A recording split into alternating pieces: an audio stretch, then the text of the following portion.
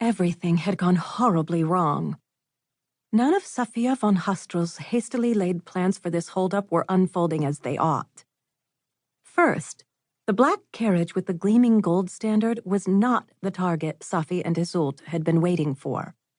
Worse, this cursed carriage was accompanied by 8 rows of city guards, blinking midday sun from their eyes. Second, there was absolutely nowhere for Safi and Iseult to go. Up on their limestone outcropping, the dusty road below was the only path to Vinyatsa City. And just as this thrust of gray rock overlooked the road overlooked nothing but turquoise sea forever. It was 70 feet of cliff pounded by rough waves and even rougher winds.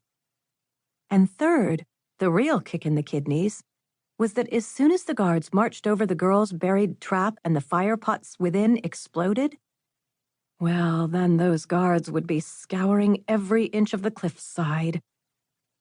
"Hell's Gates is!" Safi snapped down her spyglass. "There are 4 guards in each row. 8 times 4 makes..." Her face scrunched up. 15, 16, 17. "It's 32, Iseult said blandly. 32 thrice-stamped guards with 32 thrice-stamped crossbows." Iseult only nodded and eased back the hood of her brown cape. The sun lit up her face. She was the perfect contrast to Safi, midnight hair to Safi's wheat, moon skin to Safi's tan, and hazel eyes to Safi's blue. Hazel eyes that were now sliding to Safi as Iseult plucked away the spyglass. "I hate to say I told you so." "Then don't." "But," Iseult finished, "everything he said to you last night was a lie.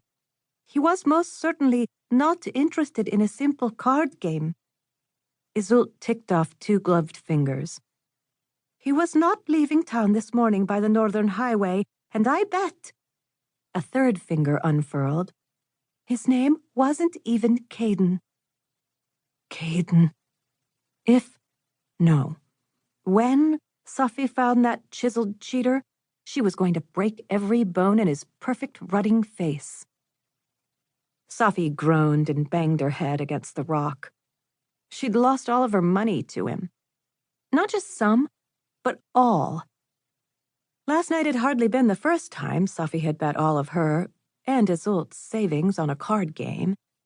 It wasn't as if she ever lost, for as the saying went, you can't trick a Truthwitch.